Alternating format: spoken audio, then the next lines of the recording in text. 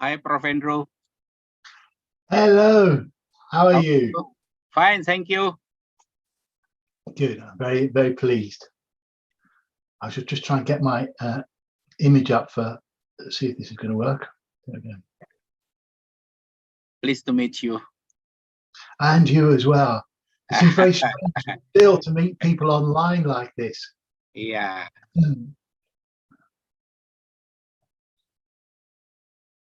Dr. Ova, is it will be open?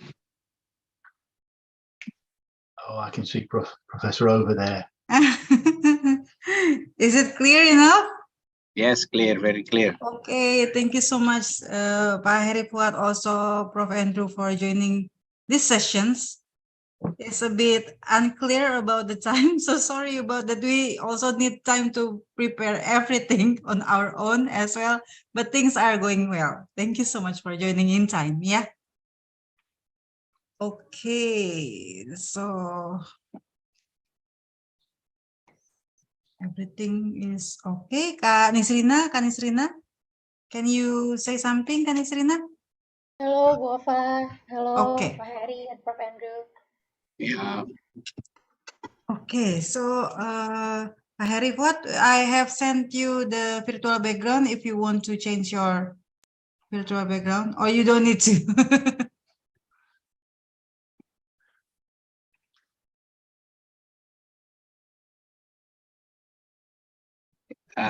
Maybe I just use a white background. Okay. Because I have trouble to open the WhatsApp in my Virtual background. computer. Ah, okay. Okay, no problem. This one also looks still similar.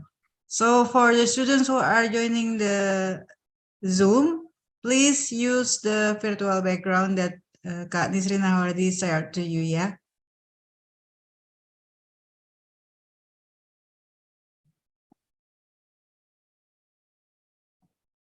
Okay, I will also share it here then.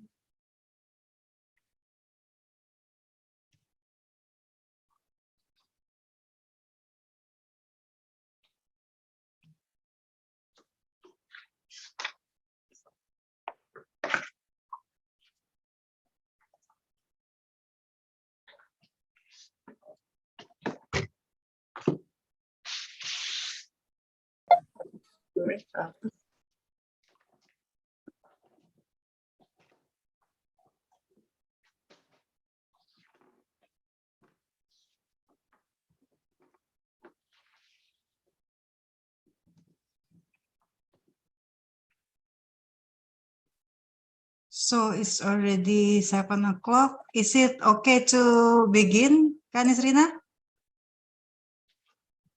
Bu Ova, I think it's Azan here right now. Maybe we could wait for a couple of minutes. Okay. Okay, so dear all, we will hold for a while for Azan. Yeah, so Prof. Andrew, there will be a call for praying, so we will need like 2-3 minutes to delay, yeah?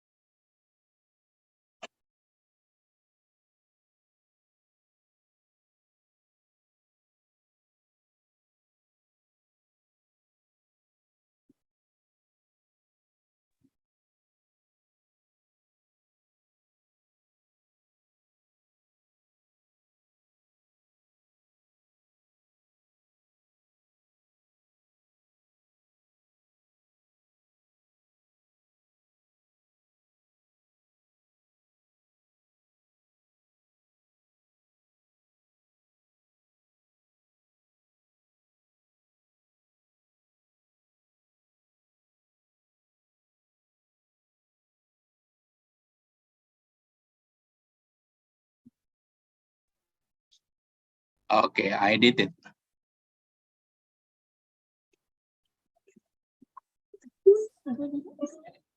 Full.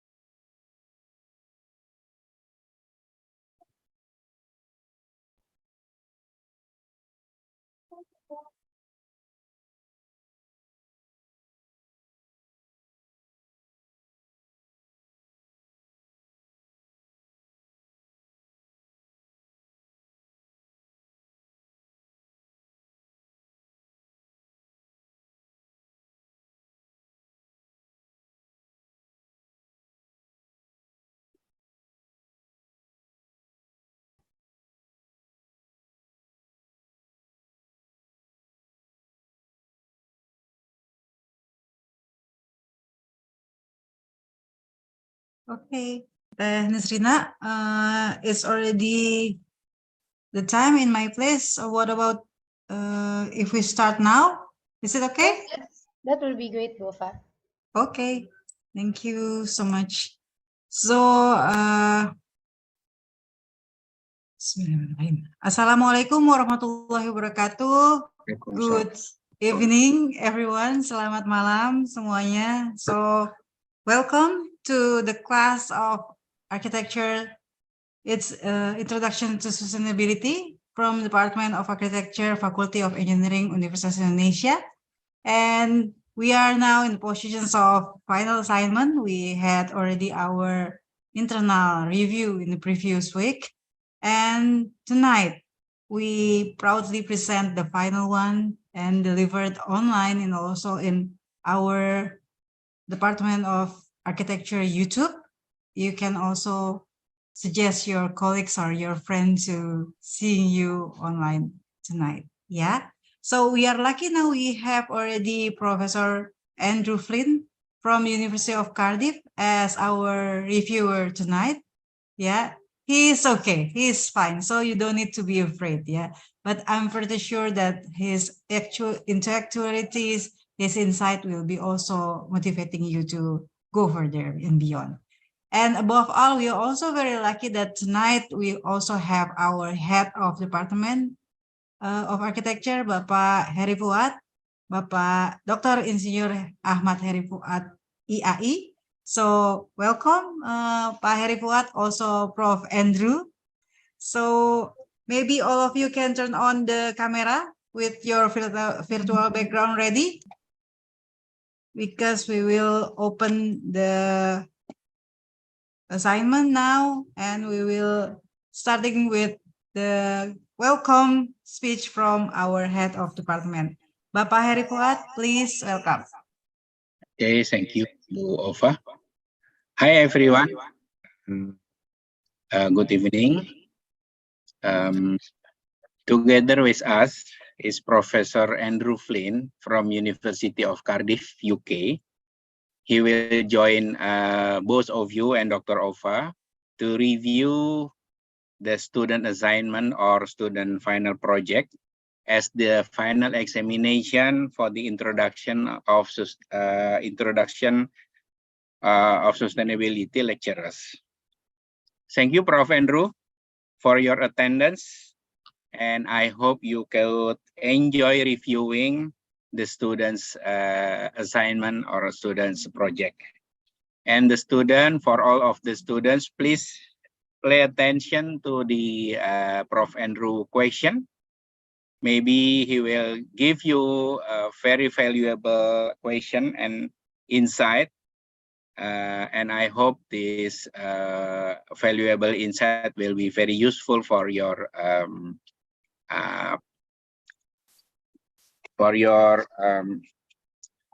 next project or next assignments. I hope this kind of activities not only for this night, but will be continue for the next session or another activities, joint activities between University of Indonesia and University of Cardiff. And thank you very much for all of you. Thank you again for Prof. Andrew. Hope you enjoy the session. Thank you. Thank you so much, Pak Heri Fuad, the head of Department of Architecture, Faculty of Engineering, Universitas Indonesia. So again, among us, I would like also to introduce once again Kak Nisrina. He is our class teaching assistant, and she is also providing us a lot of helpful hand. That's why we can also providing you this platform tonight lively at the YouTube and also at the Zoom. Okay, then shall we begin then, Prof. Andrew? Let me introduce you to our assignment, first of all. The assignment is actually the final one. Yeah, it started from the midterm, so it's about like 6 weeks development. Yeah, but beforehand, we already discussed about the definitions of the sustainability. We also discussed some books about sustainability, reading cases as well, and also doing like case studies, visiting the green building, green infrastructure, this kind of things. And we also pick reference cities, the whole in the world. Yeah, it's up to us which city that we would like to conduct as typology, and then we learn from the city. But of course, we also maintaining the climatic issues, the very, very local issues about the cultures and everything. Yeah. So tonight we will hear about 4 presentations because the group will be divided into 4 groups, and it will be divided into 2 sessions. Yeah, the first sessions, it will be group A and B. And then we started for the first discussions and then continue with the group C and D and then another discussions. Yeah. Every group will present the video at the beginning for 3 minutes and then continue with 15 minutes presentations. Yeah. Okay. Also, the tools is provided by City Skyline tools. Then they use it as helping tools for the development of the assignment. So please enjoy, Prof. Andrew, also Pak Heri Fuad. Now I would like to invite, please, Group A, start the presentations. Do your time as fun as possible. Don't make it too hard because we're already at the end of our class tonight. Yeah, enjoy. Please, Group A.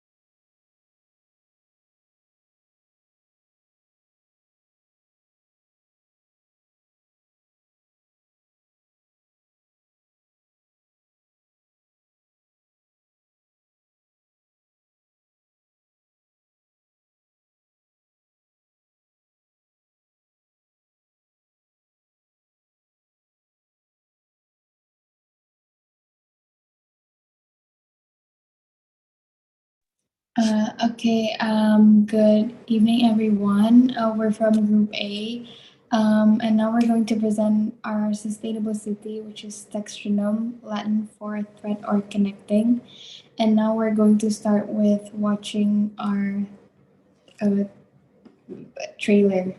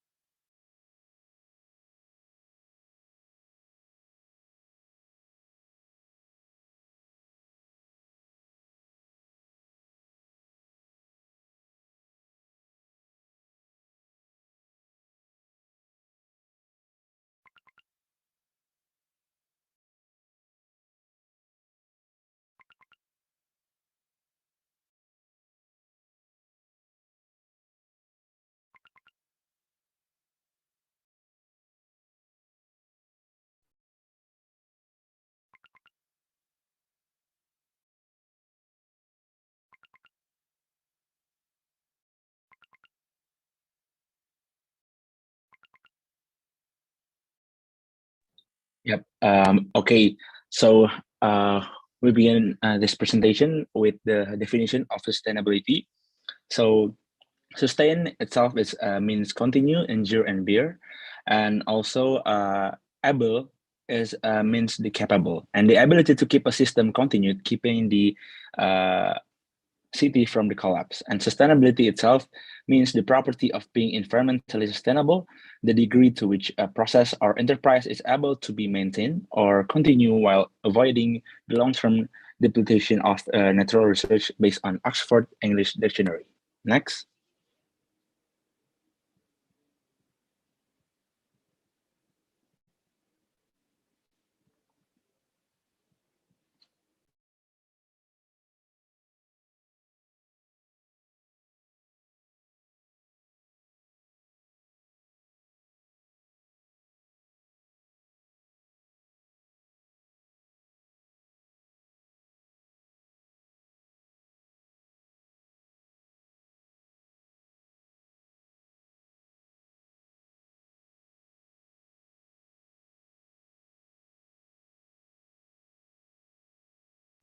Okay, so there are three pillars of sustainability, which are environmental, social, and economic.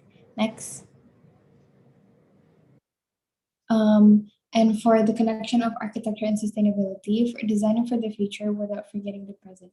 Architects and urban planners design the spaces we live in, and as designers, they have the chance to help shape how we live by the things we interact with daily. Next. Okay, we focus on maximizing green space, how the proper planning and function of the features and facilities within the city. Next. We decided to choose two cities as our city benchmark, which is Berlin and Tokyo. Both cities have good public transportation. Berlin implements several public transportation management systems, and it also prepares many options to be able to accommodate all the needs of its residents. Next. Berlin and Tokyo are equally famous for their many open green spaces. Berlin has over 6,400 hectares of open green space, while in 2020, the total area of green space in Tokyo comes to 5.73 square meters per capita.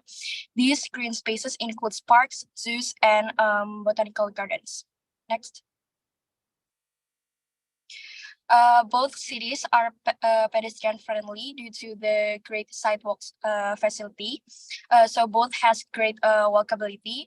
Tokyo has a better level of safety at night, and they have smoking ban regulation in closed public spaces. Next. Our layout city benchmark is Brasilia, where we utilize original territory and their geographical conditions.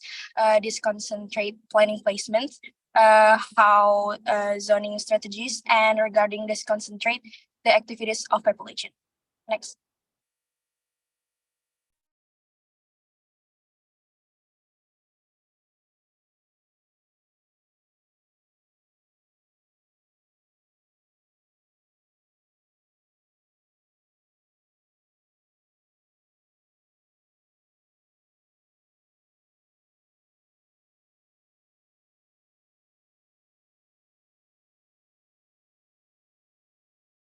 Yeah, okay. For the city layout benchmark, there are three main points that we point out in our city. The first one is about the density and walkability and zoning that we inspired from the city layout of the Tokyo. And the next the next city layout benchmark would be about the public transportation. So we found that the public transportation here have more of a hierarchical manner. So for example, the train public transportation is more of a broader, covers a more broader area, while bus is more of a detailed manner.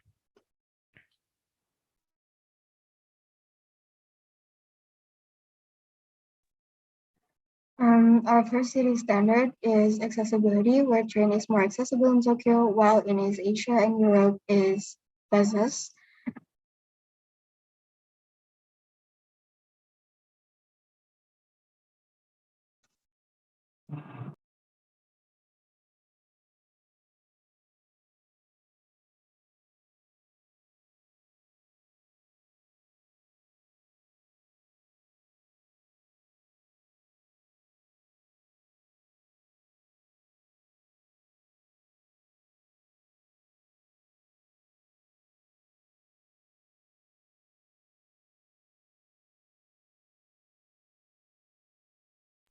Second, our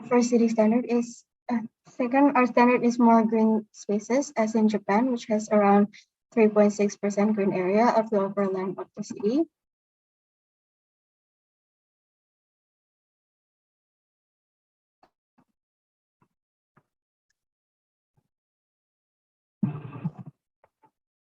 And our last standard is Tokyo city growth, because Tokyo became business and economic center due to population growth, which leads to the increasing employment and economic growth.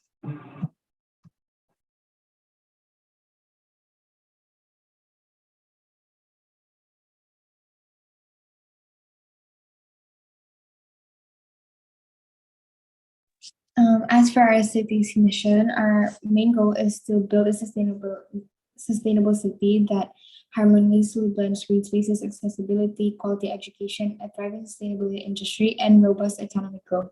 And what are the main issues of a sustainable city development? There are 4 aspects we can highlight, which is urban planning and design, air quality and pollution, accessibility, and economy. Next.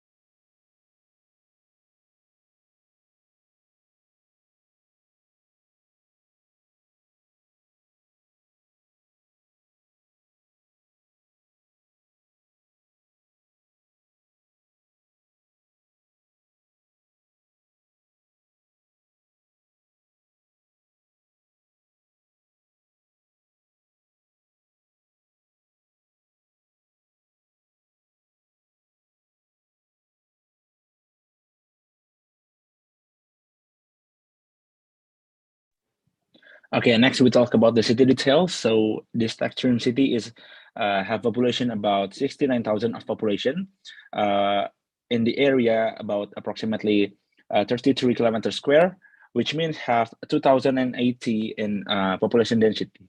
And in the industry, the city already using renewable research of industry, which makes 30% of the income. And for academic, there are 42% of the population already highly educated. 20% are well educated, and it means the city is already in the right direction. And the next one is about public transportation. There are more than 70 lines of public transportation. Next.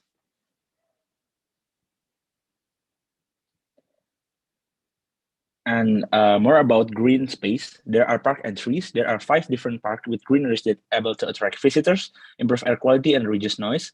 And for the trees itself, there are trees in every possible place, reducing energy usage, remove air pollutants, and filter stormwater. Green space in the city allows to mitigate air pollution, heat and noise level, and provides physical exercise and social interaction. Next. And here's the total area of 5 different parks within our city. Next.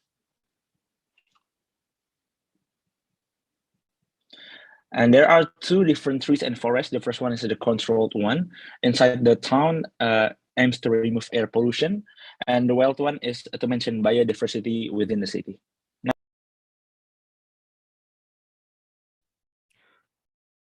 So the next one would be the public transportation. In our city, we already have 70 public transportation line containing 4 kinds of ground transportation, including bus, elevated monorail, underground metro, and passenger train. The city also uses public transportation over 30%, with 20% of them is train and 10% of them is using buses. Next. And the 4 kinds of ground transportation also have different kinds of purpose. For example, passenger train covers more of a long range to transport people from one division to another.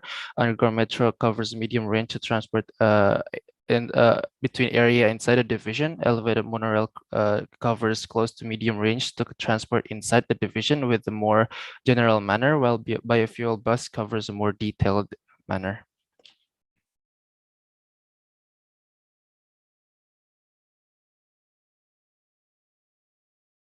So the next one is the connectivity of each aspect of the city that makes the city grows. Next.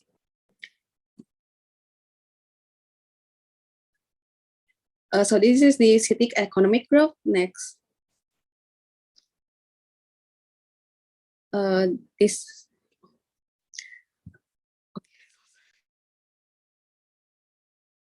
Okay, so overall, our city has made remarkable strides towards sustainability, focusing on key aspects such as green space, connectivity, accessibility, quality education, and sustainable industry.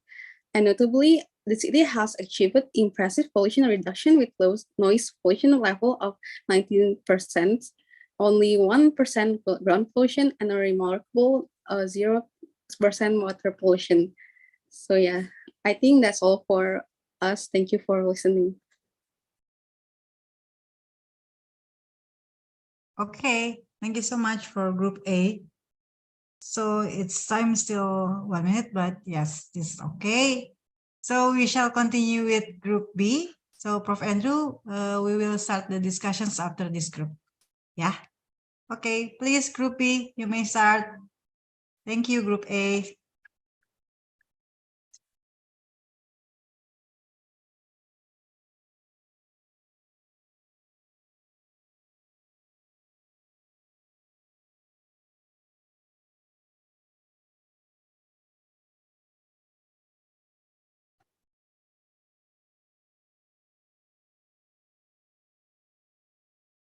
Okay, so good evening to Pak Henry, Kak Nisri, and of course, good afternoon to Prof. Andrew. Tonight we'll be presenting our result for the Sustainable City project.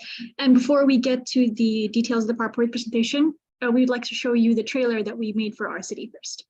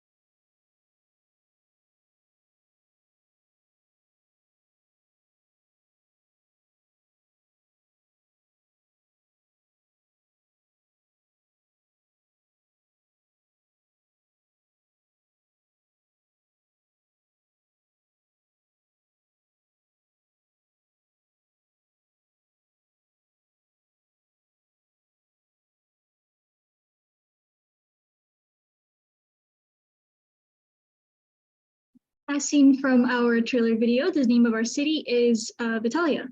Next slide, please.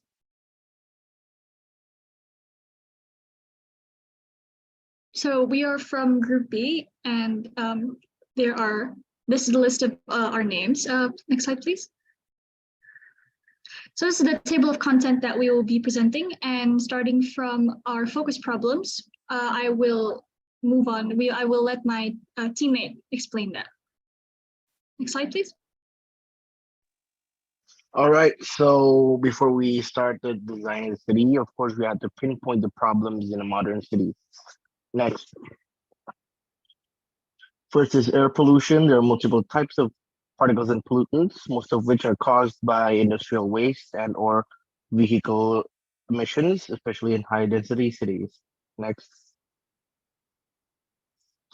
And then there's also noise pollution, especially in high density cities. This is usually due to vehicular traffic, again, people, and also industrial areas that are less spaced out from one another, therefore creating much more of a ruckus. And then there's also water pollution coming from industrial waste and excess household waste. This is due to ineffective waste management. Next. Same with water pollution. Ground pollution usually stems from ineffective waste management, which causes pollutants to contaminate the soil and disrupt the natural ecology. And then one unique problem we encountered was unsustainable industries.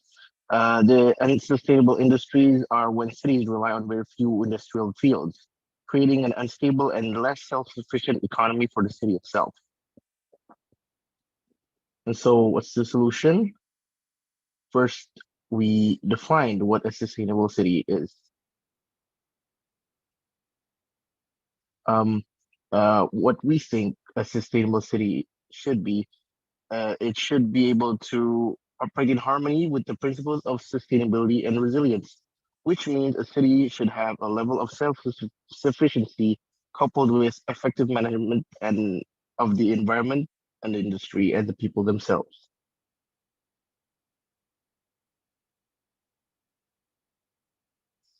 And that's our sustainable city. Talia.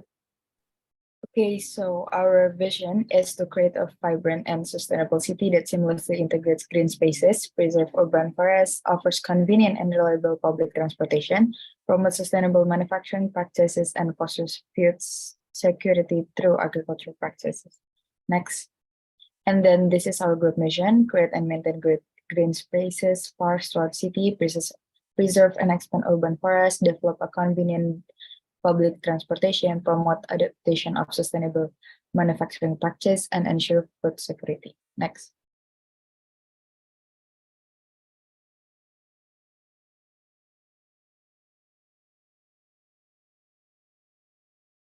For our city, which is Vitalia, which is three themes, which is the riverside city, which is the geographic place for our city, and for the sustainable city, we choose two main concepts, which is the sustainable industry and to integrate technology inside the city for the people's use.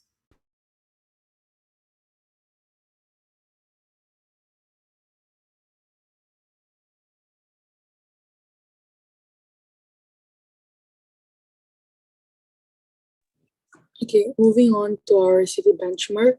Our first city benchmark is Bern, Switzerland. Next slide, please.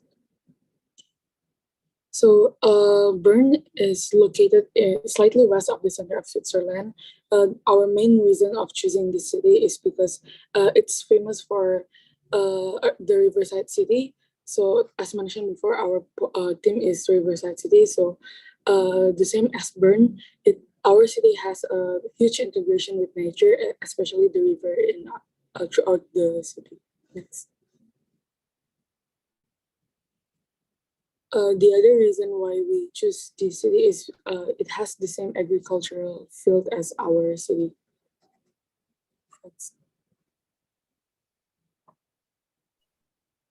Okay, next is the industry.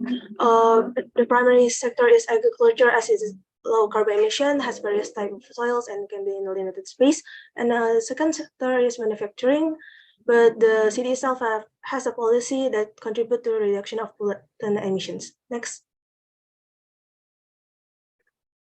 And then this is the transportation. There is trains, trams, and buses with different purposes either. Next.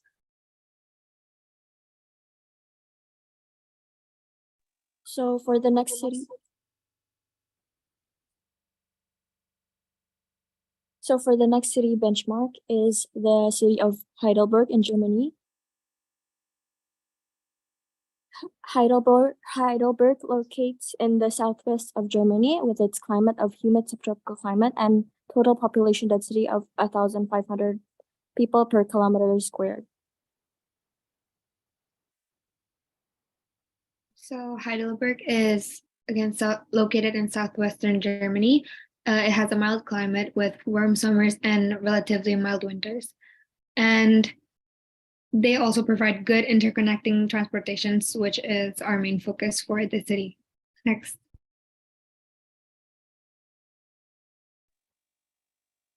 So for Heidelberg itself, only 80% of employment is provided by the industry, and its main industry is printing and publishing, followed by manufacturing and beverage production. As mentioned, this city benchmark doesn't focus on agriculture or forestry, and we wanted to show that our industry doesn't have to be fully sustainable, and there are many secondary industry possibilities as well, acting sort of like a safety net for the city's economy. Next. So Heidelberg's transportation, they provide various options for citizens to get around the city. They also implement an environmental zone where there is an emission standard that vehicles need to adhere to. Next.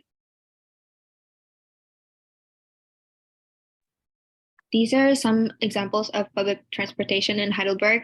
There are regional trains and I don't know how to spell that, taxis or ride shares, bicycles, and basically Heidelberg provides a lot of buses and trams to cover the city. So it is very reliable because it offers a lot of options for citizens to commute around the city. Next.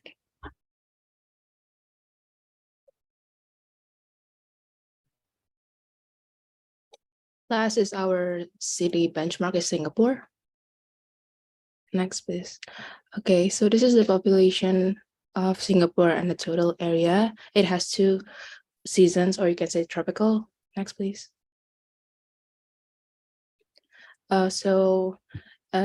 Singapore is made up of 63 islands.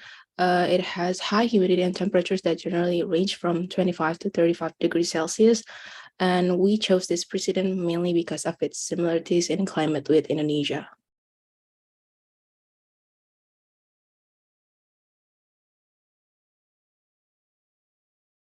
Okay, maybe we could skip it and continue to our city skyline.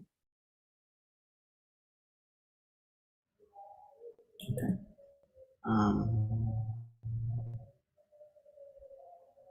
Okay, I think one thing that we want to mainly focus on Singapore is the technology itself, because the technology that they use, they have contactless payment, easy for public transportation flow.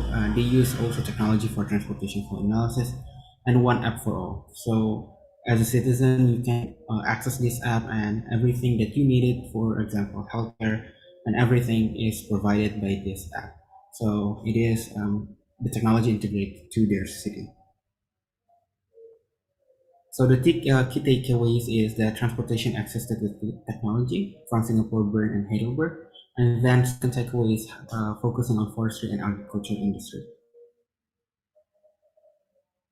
So this is our city, Vidalia. So what we integrate here, so this is the overview. The feature is first the industry. So what we see here is the places for the industry itself. We plan to have 60% of the industry for forestry, agriculture 15%, and then generic industry for our safety net is 25%. So both of this industry are much more in the sustainable industry, while generic industry for our safety net industry. We also located the industry far from the city itself due to the traffic. So we don't want to make the traffic flows heavily in the city.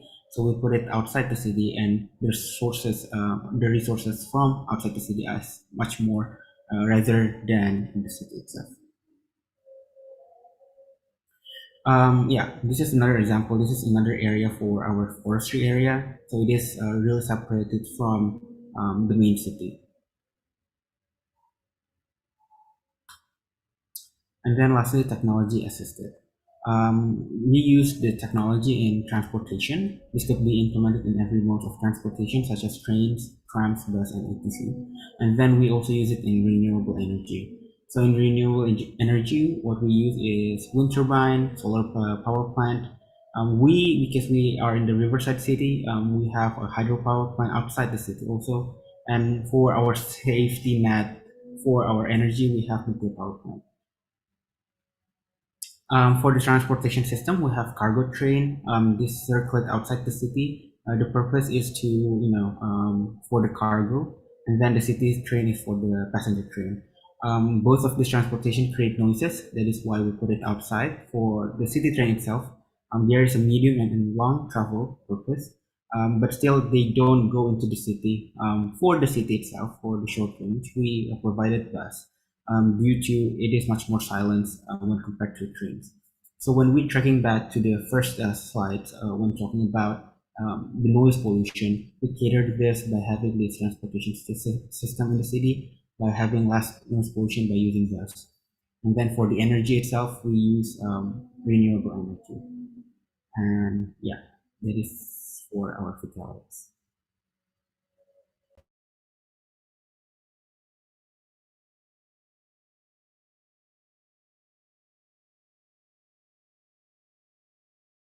Okay, thank you also for Group B.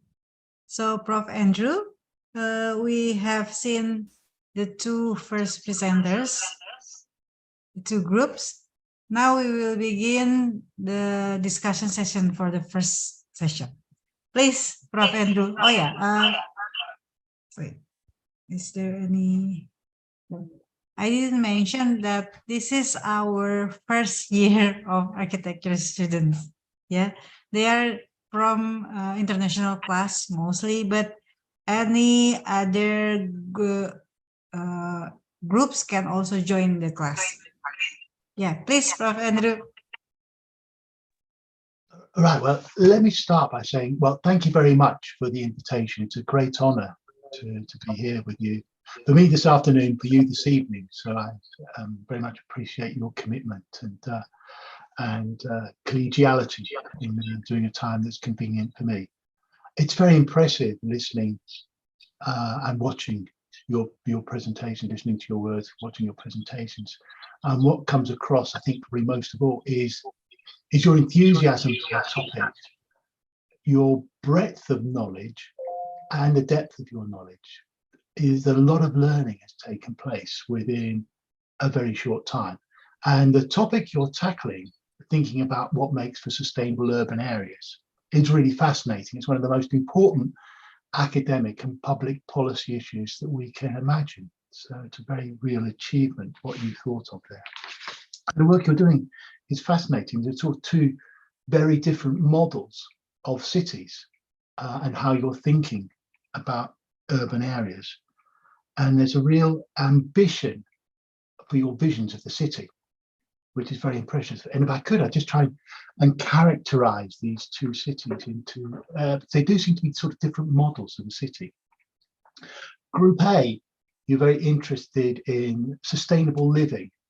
And it was much more about how can we make a livable city?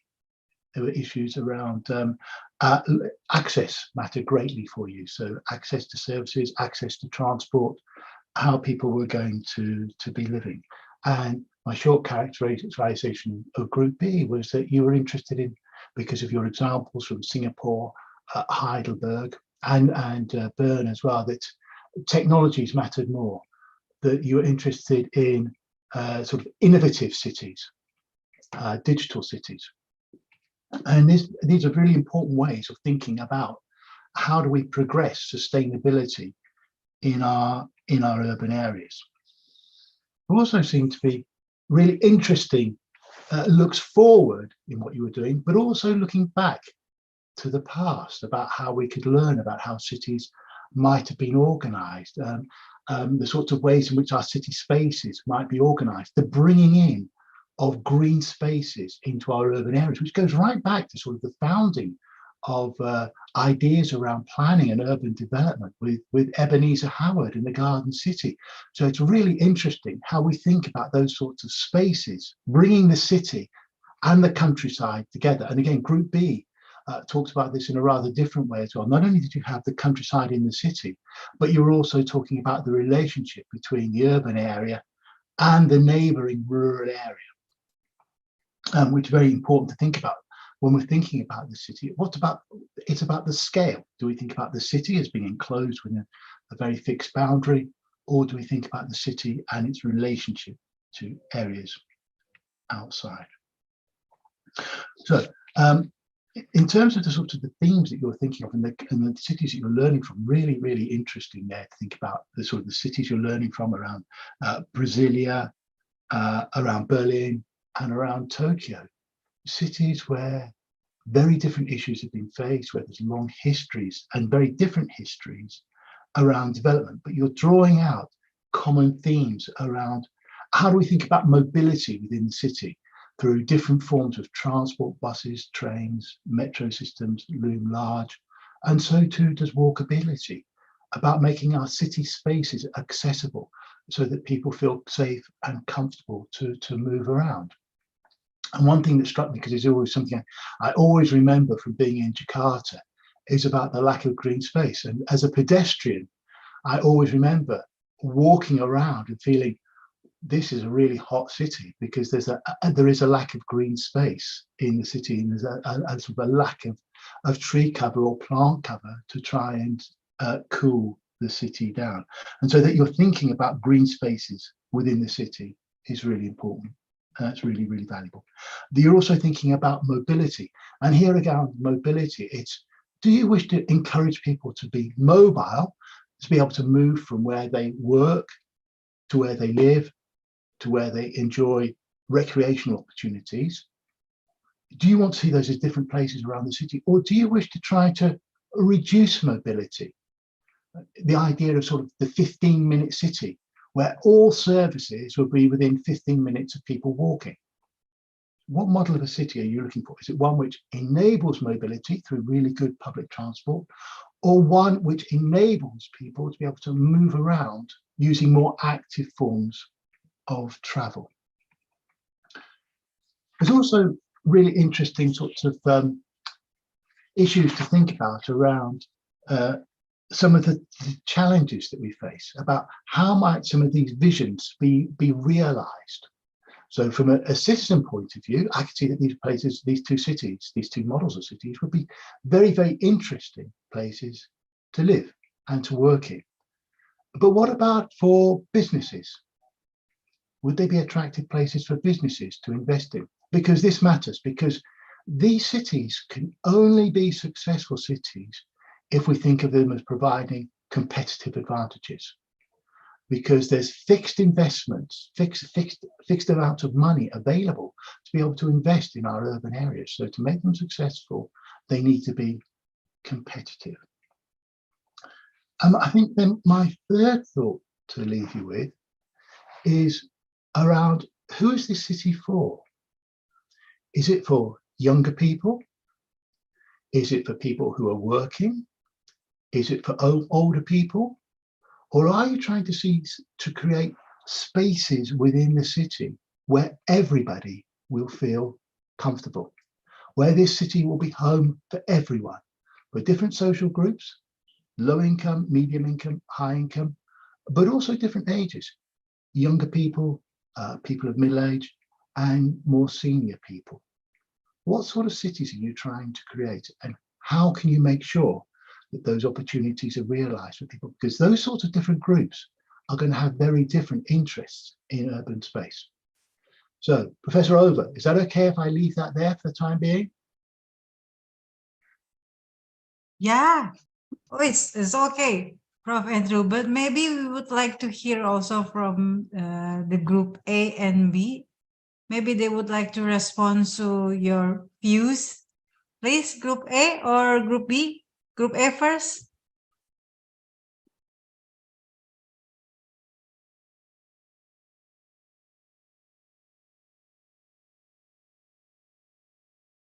Or maybe group B. I think Prof. Andrew also raised some issues typically different from European cities and the cities that you have been chosen for your reference and to get to your own cities. Please, any comments or any other views maybe? Yep. Okay. Thank you, Professor Andrew, for your feedbacks. And yep, that's a kind of interesting topic for our city. So basically, the reason why we choose Berlin and also Tokyo as our base information in making city, that's because like the diverse option of the transportation, public transportation within the Berlin.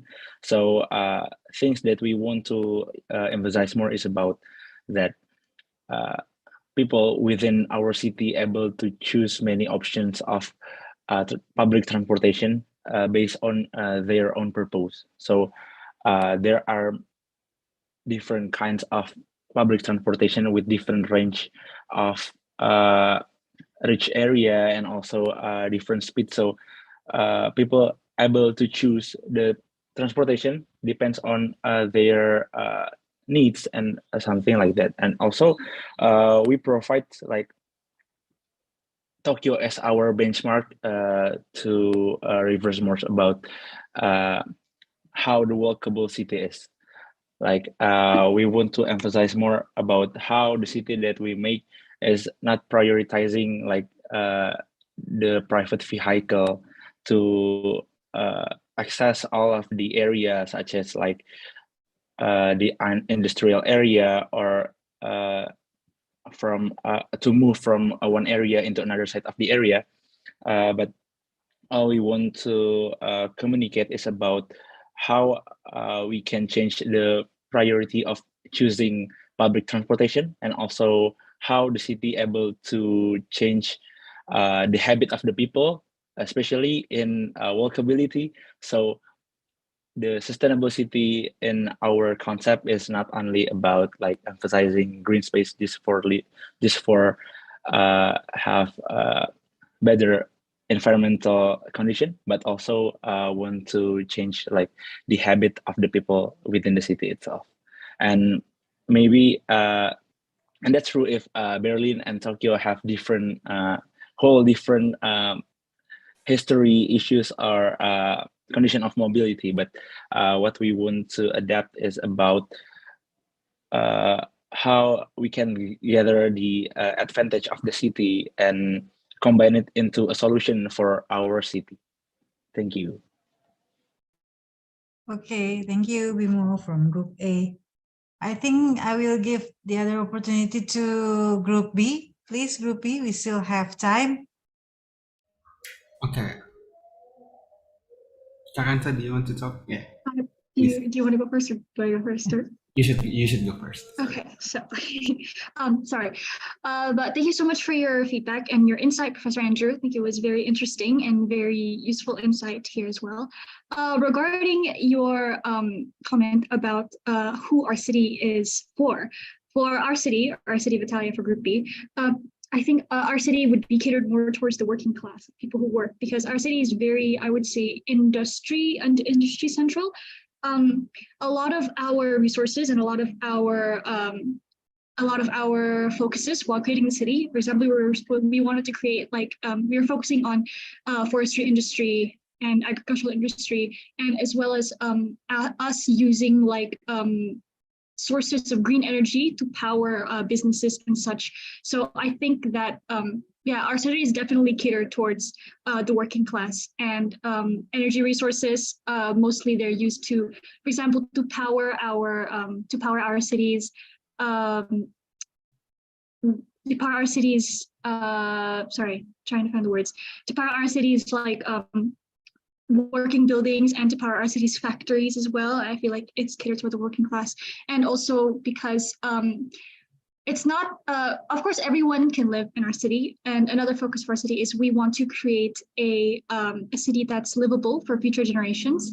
And I feel like, yeah, that is regarding your comment about who our city is for. And of course, Bonan, if you would like to. Okay. Again, thank you, Prof. Andrew, for the comment. I think it is very interesting when you state something about the age of populations that live in a city. I think that is one of the points that we didn't really think about, because when we're integrating technology into the city, we have to also think about people who are old, around 60 plus years, right?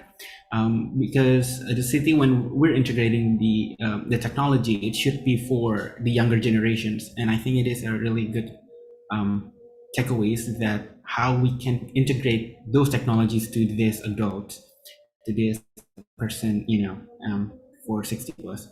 And I think there is some also similarities between our group to group A, which is to focus on the walkability, even though we don't really talk about walkability in our presentations.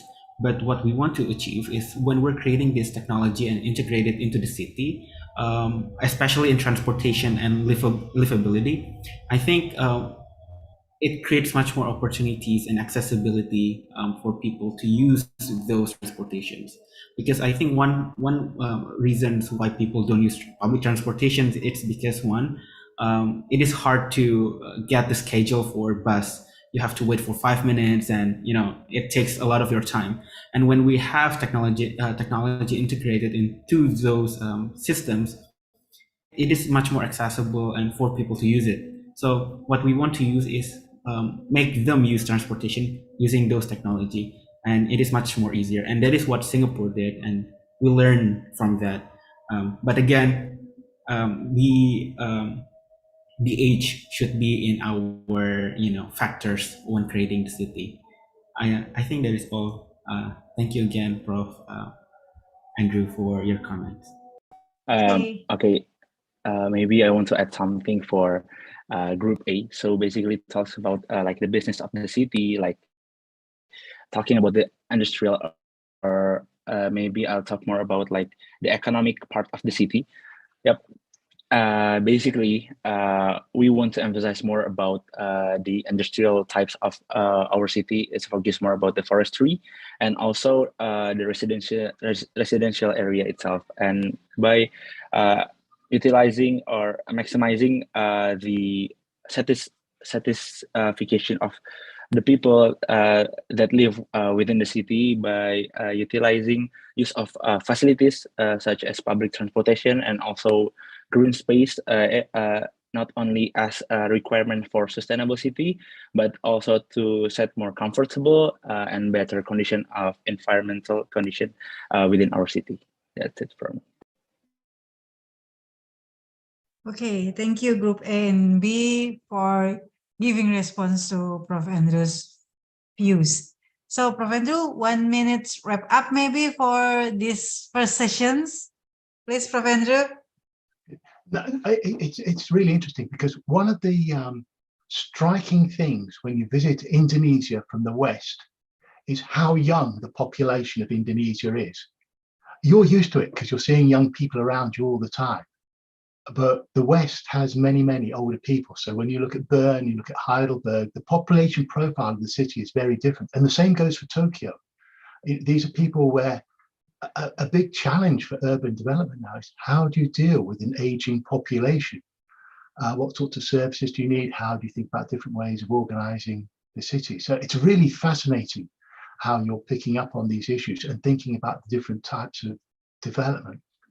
And similarly, how you think about forestry as being a sort of a key resource-based industry. It can be really important in terms of climate change mitigation in being able to absorb carbon.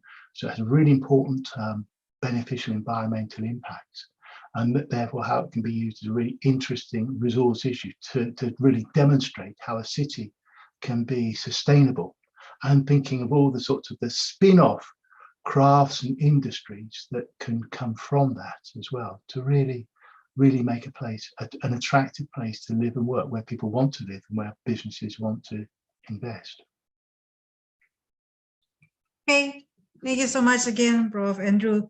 I think Prof. Andrew already maintained some important message that maybe from us, because we live in Asia, we are used to see young generation, yeah. But maybe from Prof. Andrew's perspective, it's quite rare to have such young generations in the West. Yeah, so maybe this is also part of your considerations for building or developing a future development of the city. So this is the end of first sessions of the discussions. Let's give applause for group A and B. Okay, thank you so much. Congrats for group A and B. Now we will begin the second one. We will start with group C and then followed by group D. Please, group C. Thank you, Prof. Andrew.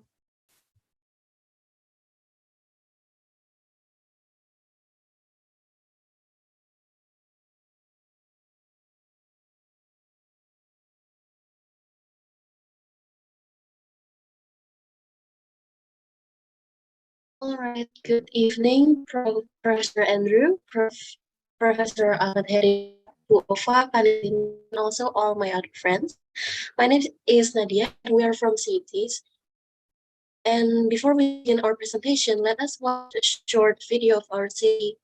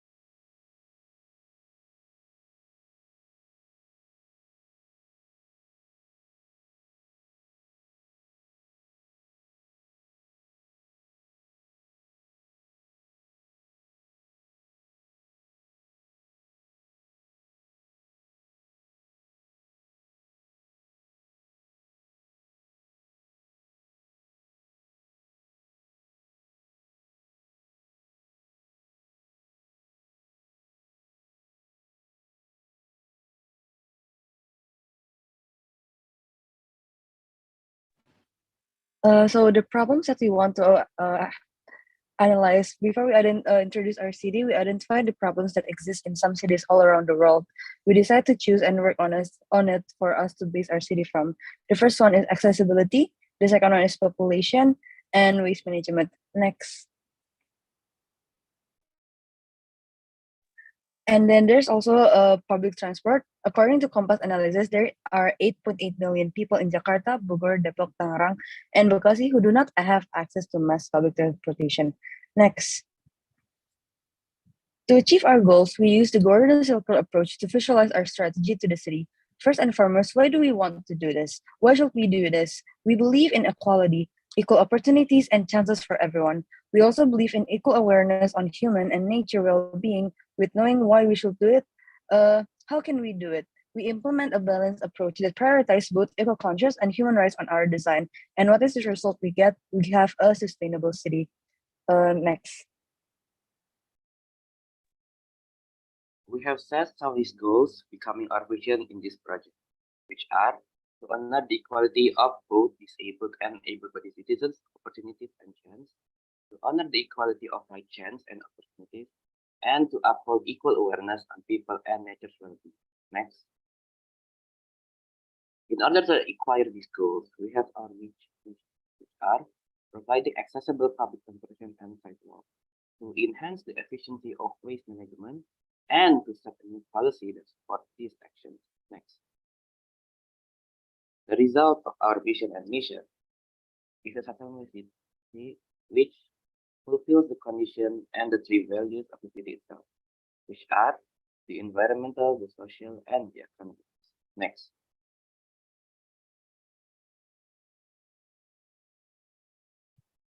In the process of creating our own city, we have a city to refer to, which is the city of Berlin. So what can we learn from Berlin? Berlin has developed an integrated public transportation system that combines various modes of transportation, including buses, trams, subways, and trains.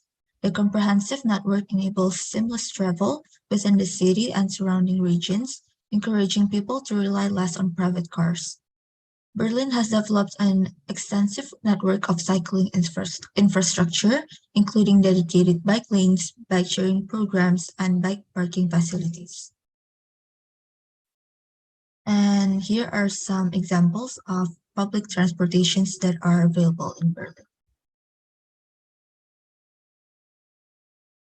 Okay, and besides public transportation, Berlin has implemented a comprehensive waste management system that places a strong emphasis on recycling. The city promotes waste separation at the source, providing residents with clear guidelines on sorting their waste into different categories for recycling.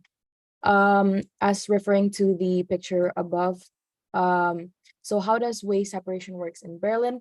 The gray garbage can for household garbage, the gray bin with a brown lid for organic waste, the orange garbage can and yellow garbage can for valuables, and the blue garbage can for paper, and last, the green garbage can for glass.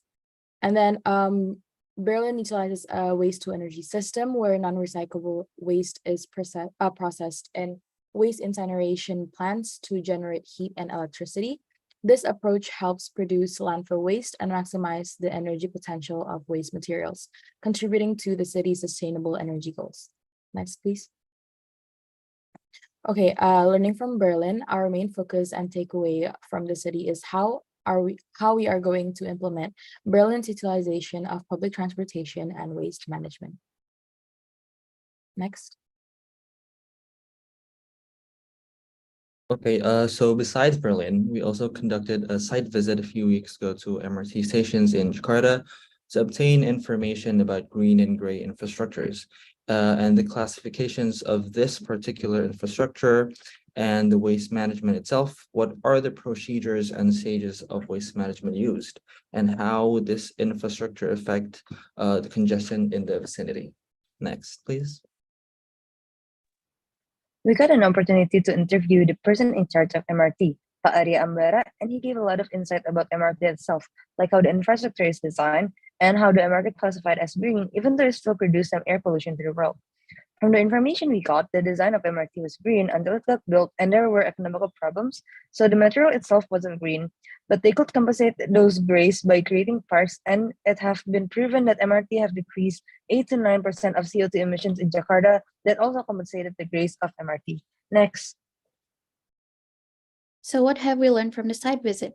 Some materials things can be forced to be green because of financial, or it can be implemented easily, but we can make up the grays with contributing greens in other parts. Putting the waste on temporary shelter until it's processed by the churner to burn or to incinerate the waste, so the waste doesn't just stay there. Planning and developing TOD, or transit-oriented development, areas by employing aerial sustainability concept approach. Next. Okay, so for our cities, the city theme is public transportation and waste management. And then the keywords are accessibility and equality. And then its city size is 9 tiles, which equals to 9 times 4 kilometer squares, equals to 36 kilometer squares in total. And the density is approximately 830 people per kilometer square, and with the population of less than 30,000 people. So comparing our cities to Berlin, we thought about how the density in Berlin is very dense. We decided to have approximately 30,000 people because it is still a fast growing city.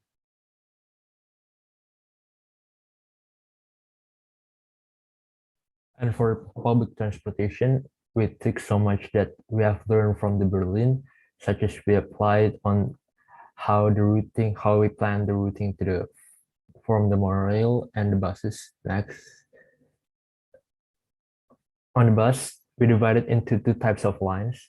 There's one big loop lines that cover larger areas, and we plan it to like cover a lot of areas, so we make some stops in every like 3 or 4 districts, and there's a small loop that dedicated for smaller districts, like they have like one stop on every 2 blocks, so it dedicated for short range trips, and it also like diversified the purpose of the person, so the person is not piled up in one station, so the buses can be more effective. Next, and the monorail is dedicated for long range trip purpose, and it carry more passenger than a bus, so it can provide the person that move from their residential areas to commercial and industrial zones. Next.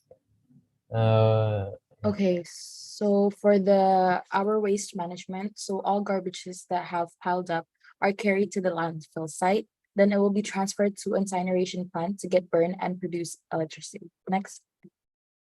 And then for the water treatment plant, with the intention to purify the water waste that have been produced through water consumption, water treatment plants can reduce the environmental impact of the city. It purifies 85% of the pollution in our sewage, and it is a better choice than replacing it with sewer pumps. Next. So for our main electricity source, we still depend on wind turbines and solar panels to prevent air pollution. Next. And that sums up our city skyline. We are from Group C, and thank you for listening.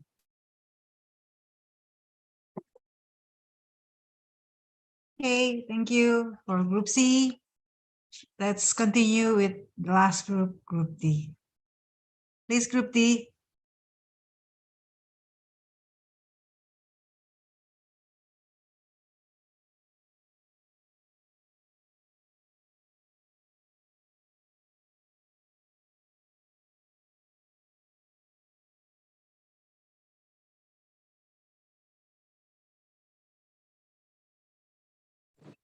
Okay, hello everyone. We're from Group D. First of all, I want to say good evening to our professors, Professor Henry Fuad, Bu Afa, and also Prof. Andrew for the time. And we're going to start presenting our city, which is Havenville.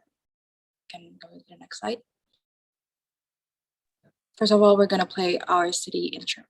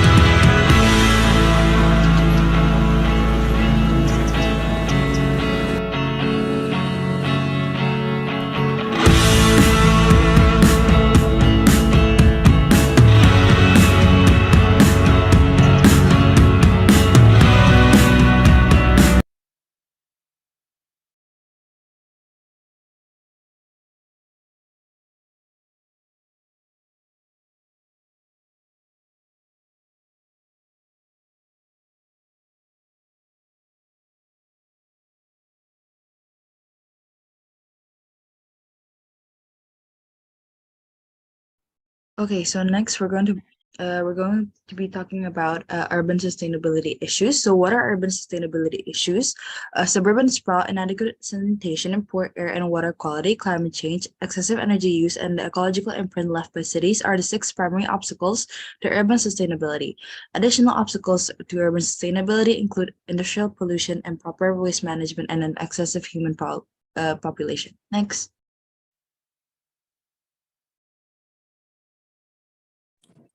What is a sustainable city? A sustainable city, also known as a green city or eco city, is a city designed and developed with a focus on environmental, social, and economic sustainability. It aims to minimize its environmental impact, promote a high quality of life for its residents, and ensure long-term viability and resilience. Next. What is our sustainable city? Our group Sustainable City is focused on using renewable energy as the main power source of the city and using public transport and the concept of walkability. This is done to lower emissions from private vehicles and to encourage citizens to navigate through the city by walking and taking various public transportation modes. Next. So what we want to focus on, the first one is walkability, which is planning concept that has multiple kinds of zone in a high density neighborhood where people are able to access the desired facility and service by foot. And the second one is renewable energy, which is cities that get their energy from renewable sources. Next. So walkable city examples and their impacts. Boosting city walkability was vital for attaining health and environmental goals, including reducing greenhouse gas emissions and strengthening local economies. The first statistic looked at how many individuals were within 100 meters of a car-free space like a park, pedestrianized roadway, or square, which improves health, strengthens community relationships, and makes walking safer. Walking is linked to lower air pollution, obesity, children's playtime, road mortality, local business performance, and inequality, according to the report.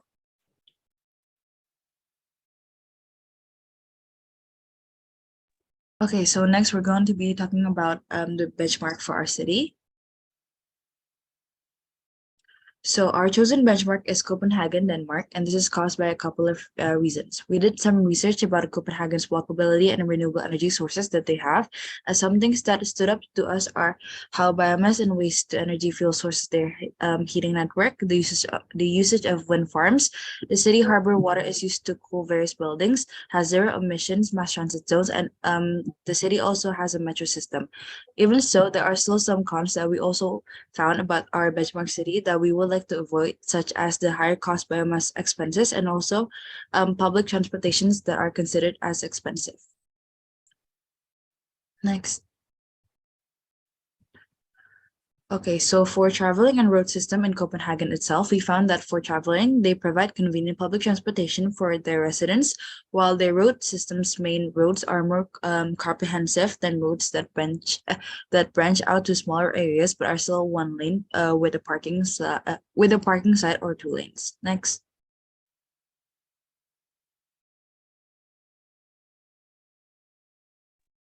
Now, these are Copenhagen's road layout system, where there's car-free zones, where there are many car-free zones, and especially downtown.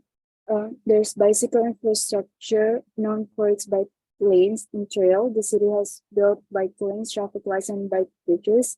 Bus and train networks, they are well developed, and to improve public transit, the city has invested. And then traffic calming measure, where Copenhagen prioritize pedestrian and cyclist safety and comfort, traffic islands, speed bumps, and raised crosswalk reduce speed restrictions, green spaces and pedestrian plazas, where the city created pedestrian plazas and park for people to relax, interact, and enjoy nature. And the last one is one-way street to improve traffic flow and safety.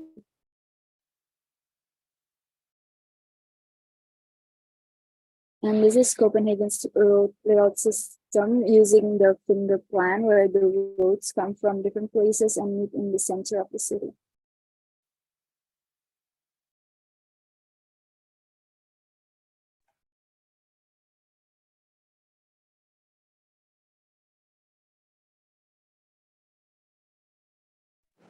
The theme for our city will be the temperate city with bright colors, blue skies, and Central Southern European temperatures.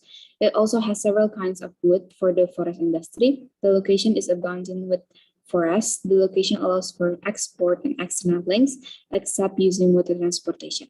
Next.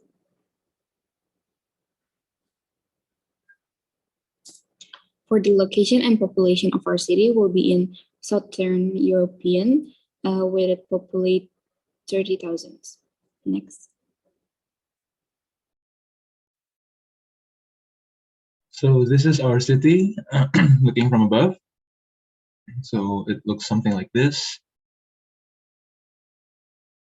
And then next, this is the overall zoning. So in these areas, this is the industrial zones. This is just as general. This is the residential zones, and some of the darker blue ones are the commercial zones. This one is more specialized for commercial zone, and there are some parts for office zones.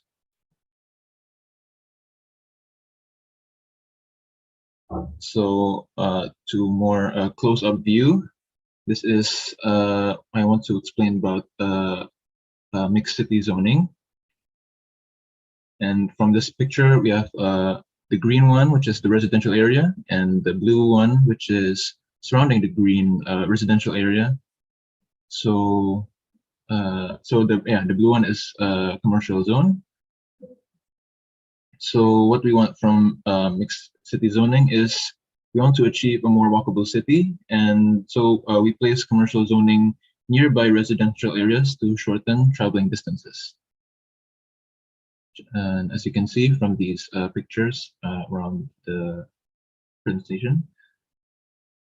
And then we have walkability. As you can see from the picture, we have two roads on the left bottom corner and the right top corner, and then connecting them is a pedestrian walking, and then you have the citizens using the pedestrian pavement.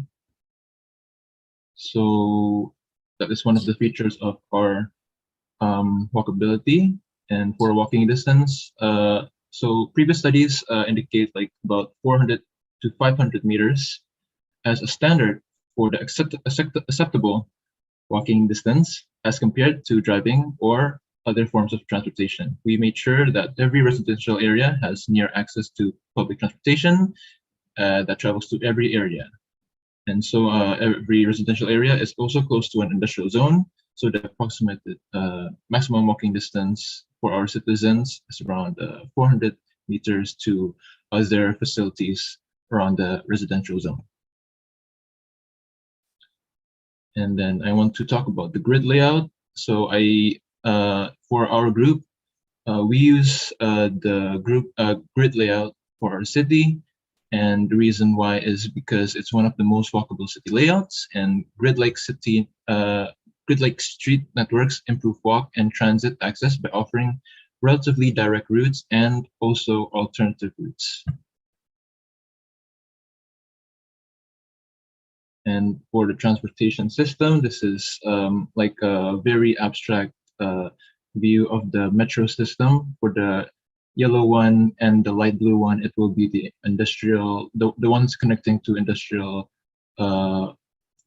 zones. And then for the green one, it will be connecting to the commercial zone. And for the blue one, it will revolve around residential zones. Next.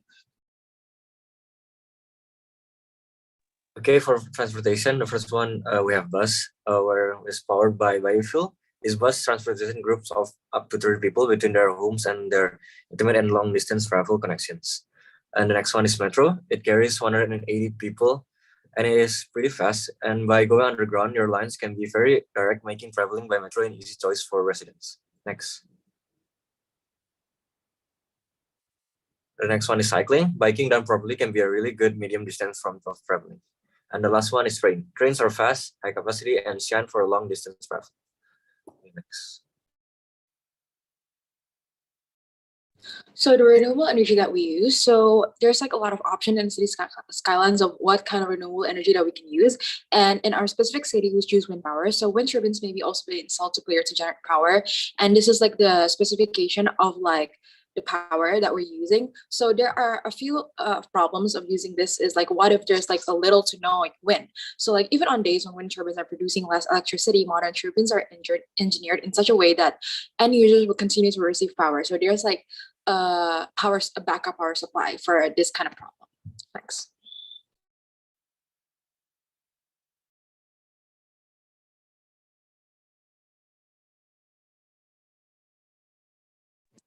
The policies that we use to support our sustainable city is free public transport, where in implementing free public transport policies can have a significant positive impact on the sustainability of the city. And then the second one is park and recreation, where the parks and green spaces can provide important ecological benefits, such as reducing carbon emissions and air purification. Next.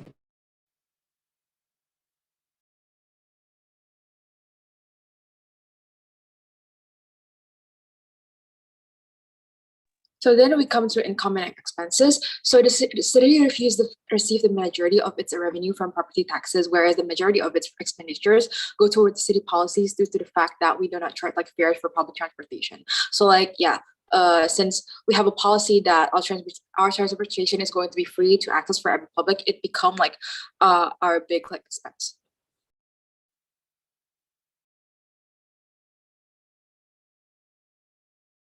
Group D, please come to the conclusions because the time is up.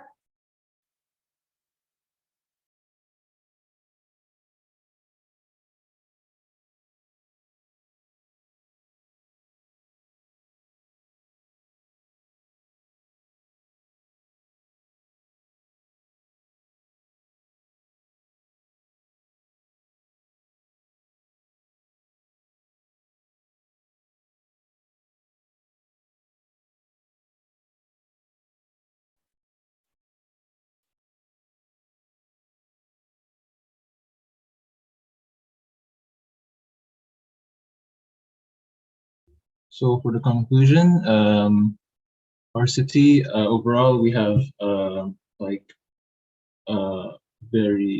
have transportation and we have walkability. We also have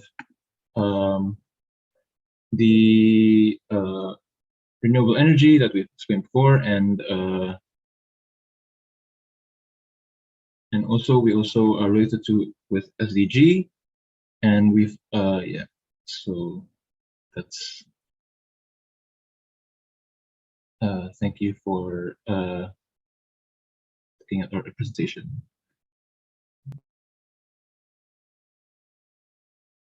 Okay, thank you so much for Group C and D.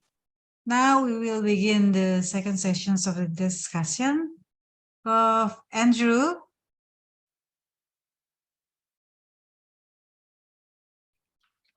Thank you very much. Well, it's two very interesting presentations. I can't quite believe actually how quickly time has gone, because it's been absolutely fascinating listening to all four presentations and seeing all four videos. They're really impressive. I think one of the things that impresses me with your presentations and with your videos is how persuasive your arguments are. You have different senses of the challenges for sustainable cities. You have different, because you're thinking about slightly different problems, you're thinking about different solutions, but they're all persuasive.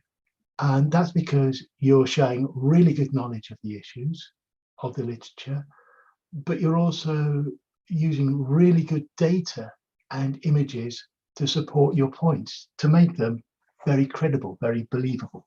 So I'd say very well done for all of you for doing that.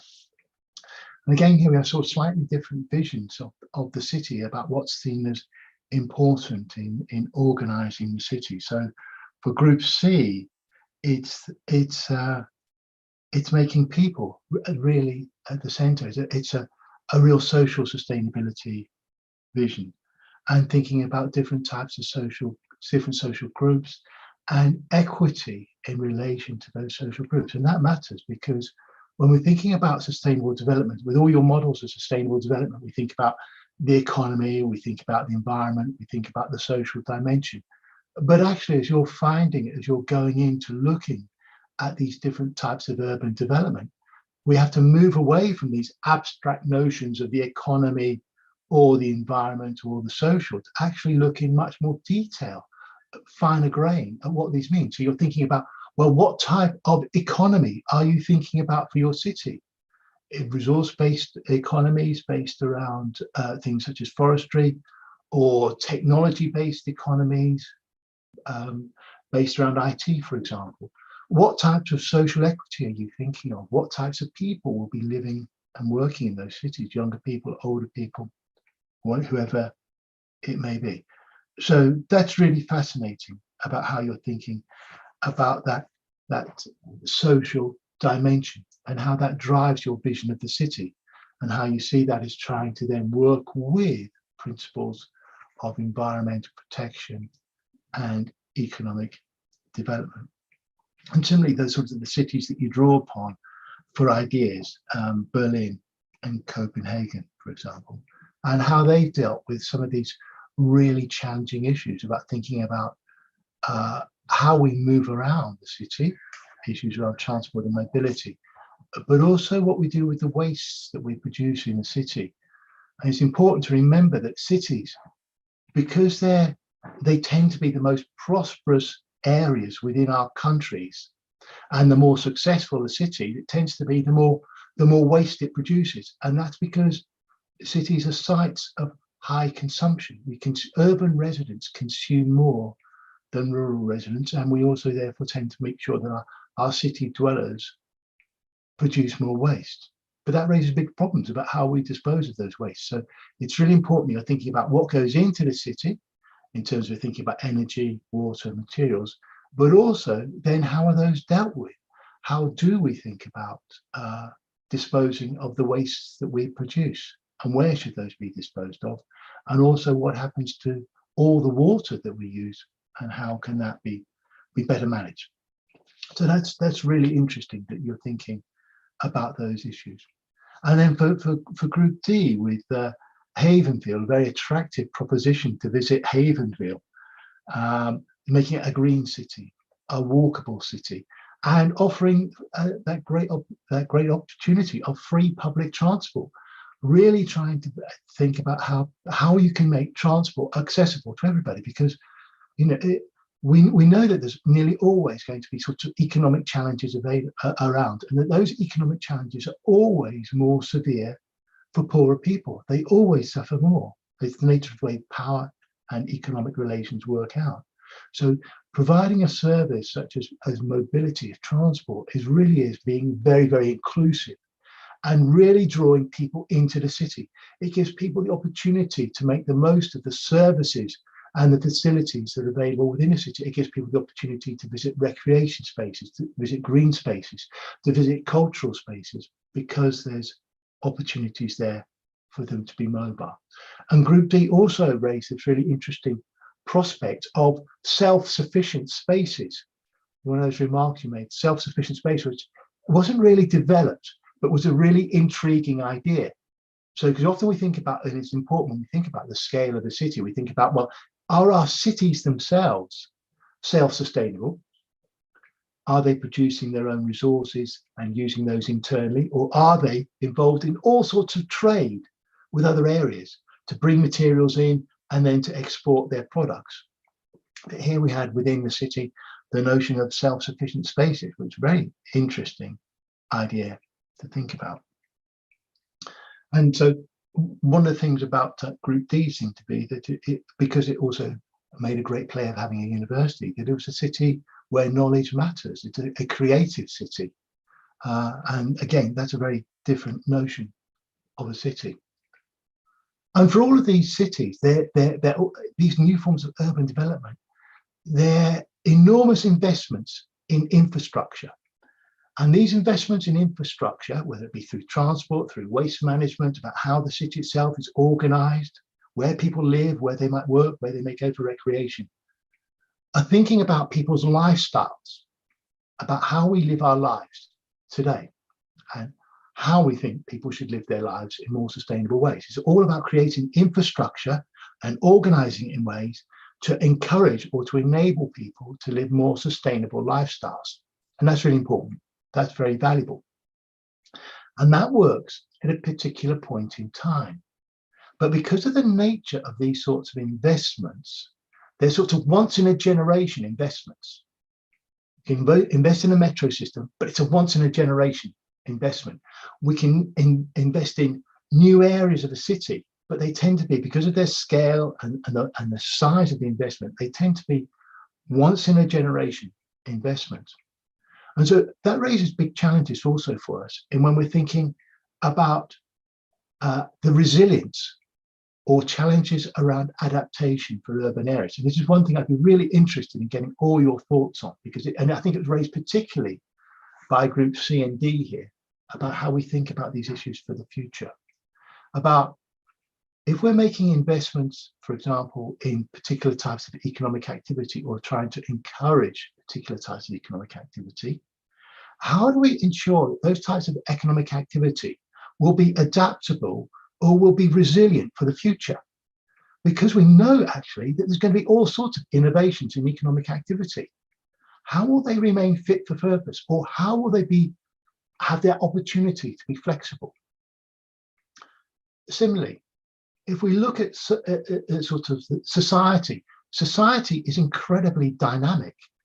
It's changing all the time. And we've imagined here societies as they might be at this point in time. But what might our social relations be like in the future?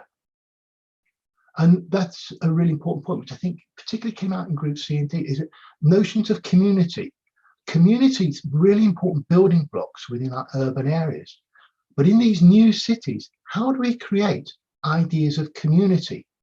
Is it going to come from people living in high-rise blocks, or is it going to come from people being able to enjoy green spaces or recreational spaces or opportunities? Where are these notions of community going to be developed? How will they be nurtured? Because community ties really matter, especially if we're thinking about how we can enable resilience for the future. And then finally, what might these urban areas be able to do to better cope with environmental change? And of course, we know this climate change is occurring now and that the world is getting warmer, and that particularly affects our cities. But what would make these urban spaces more resilient to change in the future? How will they adapt to change? What's likely to happen to the resources that these cities need and the citizens within the cities? What might happen to food, to water? Because food was very important for all of you in your cities and what was happening outside your cities.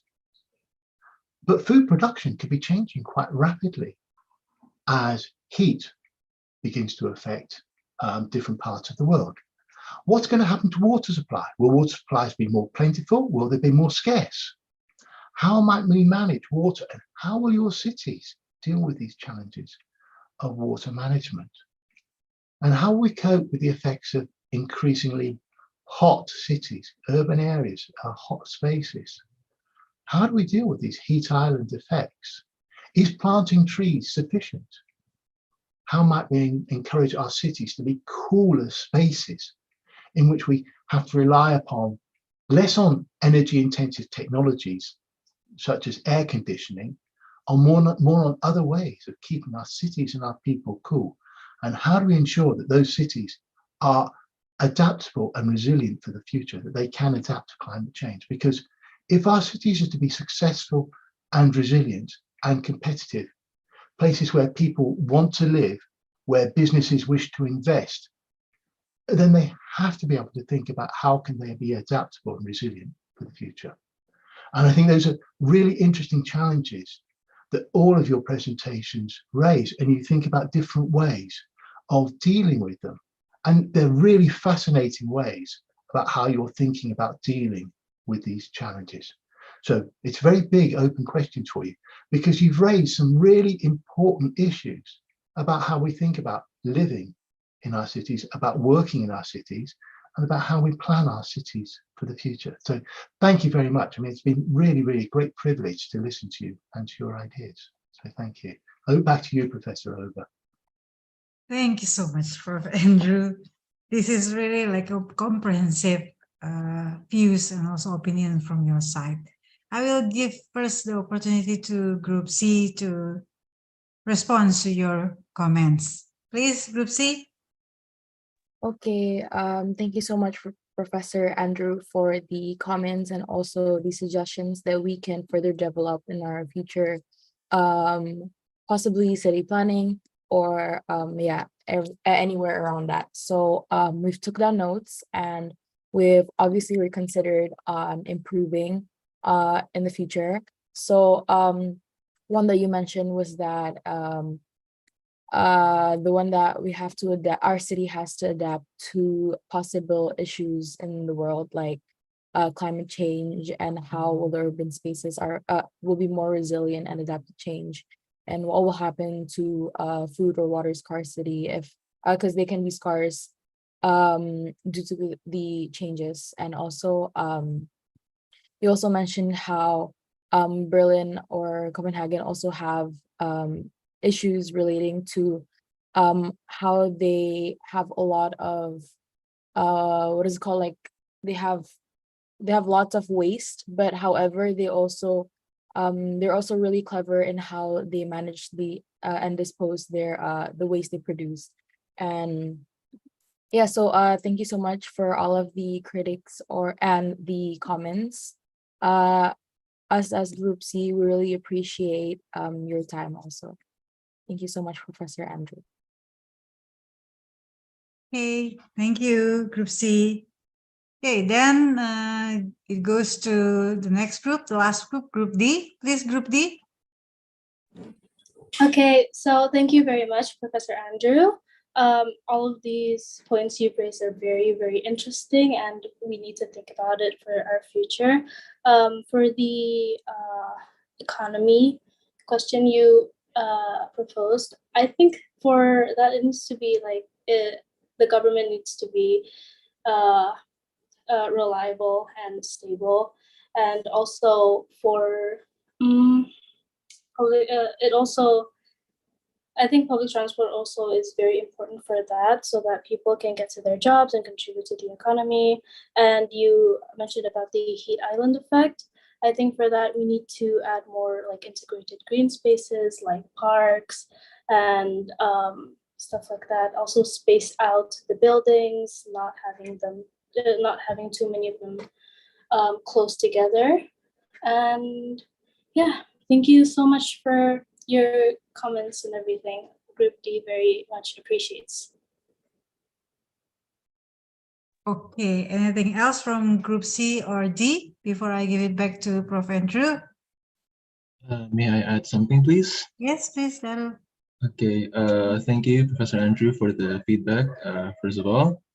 And yes, I just want to add something about the feedback about the community, which is an important building block. And yes, I agree. And I think the way we can create those communities, other than the residential spaces, I think, yeah, we need the public spaces as well. And I think one of the ways we can produce or like have those public spaces available is like having, for example, recreational spaces such as parks that are located in different parts of the city. So yeah, I think that's just one of the examples of public spaces that can bring communities together. I think that's all from me. Thank you. Thank you, Dan. Okay, back to you, Prof. Andrew. You have 2 minutes to wrap up this second session of discussion. 2 minutes. 2 minutes. Or 2 minutes. 2.2 minutes. Oh, I don't know. Well, it's really fascinating listening to your work. I'm incredibly impressed with what you've achieved, and obviously under the guidance of Professor Over, because your learning here, your knowledge is tremendous. You may not realize quite how much you've achieved, but you sound incredibly expert. you've got a really good knowledge base and you're really demonstrating your expertise. You talk really thoughtfully about your visions for urban development and how sustainability matters for those visions. You make really good use of the material to make persuasive arguments, and you're really good at defending your ideas in public. So you're confident, you're articulate, and that's very impressive. You're also very good about thinking visually and making good use of the software that you have access to. So you should feel really proud about what you've achieved. And it's also, really good to think about how you're thinking in really wide terms about urban development, because it is a challenge, and especially in parts of Asia where urban areas are fast growing. In many parts of the world, cities have reached their peak in terms of their size, and in some cases, cities are becoming smaller. So, Germany was a popular example for you with Berlin, but actually many German cities are now losing people. They're smaller today than they were 10 years ago or 20 years ago. They have very different challenges to deal with, whereas you're talking about sustainability in fast-growing urban areas, in fast-growing economies, fast-growing populations. And that raises really different challenges, but you've tackled them in a very interesting way. So thank you for giving me the opportunity to listen to your ideas. It's been a really, really fruitful time for me. So you've stimulated lots of really good ideas for me. And I wish you every success with your future studies. And if this is anything to go by, you've got great success in front of you. So thank you. Okay, then applause for Group C and D. Thank you so much again, Prof. Andrew, for the very, very insightful comments and bring us to different kinds of perspective. Okay, then from me, I will give a wrap up, the final wrap up, for you. Maybe also for Prof. Andrew. Last week, we also invited reviewers. First is Kak Mikhta Al-Qadri. He is our lecturer as well from Architecture Department. And then the second one, we also invited Prof. Marlon from the transportations background. Yeah, so it's kind of combinations. Then today we have you. Fortunately, we are very lucky to have the perspective from School of Geography from Prof. Andrew. Yeah, okay. Dear all students, the point is architecture is not only one dimensions. Yeah, it's a very dynamic because they also rules the humans. They give us a platform, the environment, and also they provide something to move. That's the mobility of economic. Prof. Andrew already mentioned and emphasized about that kind of scale.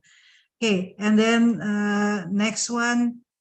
Maybe if you can also realize how diverse is our world, yeah.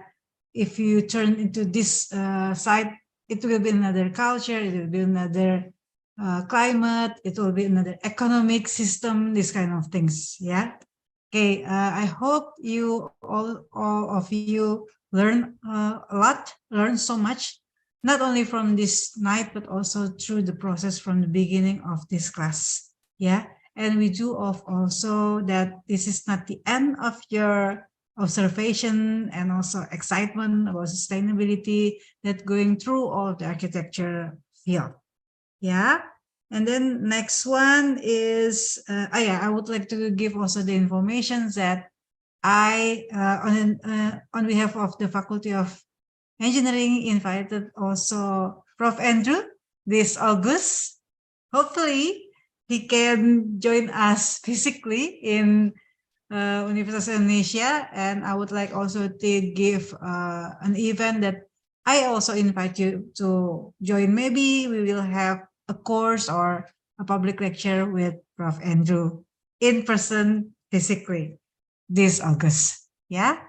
And then lastly, I would like to thank also Kak Nisrina, who already accompanied me from the beginning of the class. Yeah, and then to all of you, to my lovely students, yeah, I personally wants to ask forgiveness if I made some kind of things like this and like that. It's up and downs, but I really enjoyed learning with you, exploring the architecture field through the sustainability with all of you.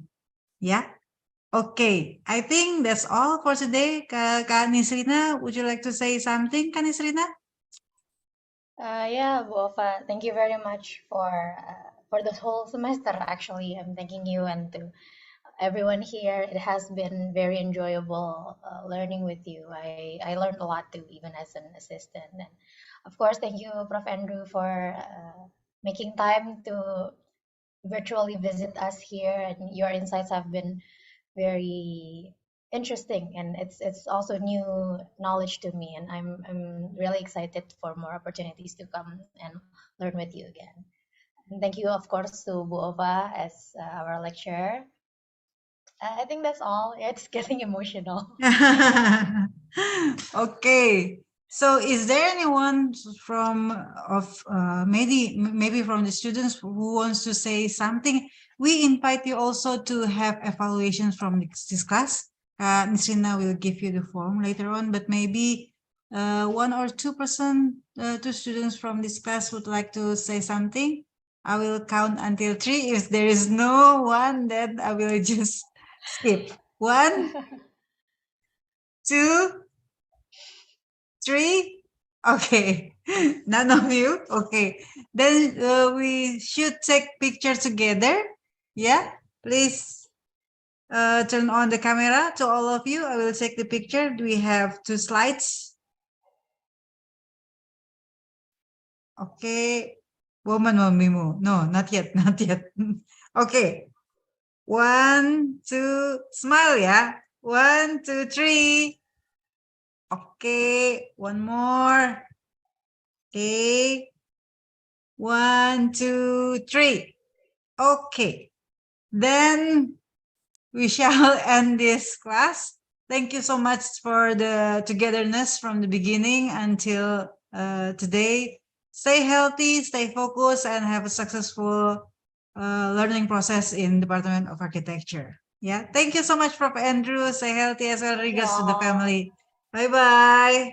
Assalamualaikum warahmatullahi wabarakatuh. Selamat malam semuanya. Bye-bye. Waalaikumsalam.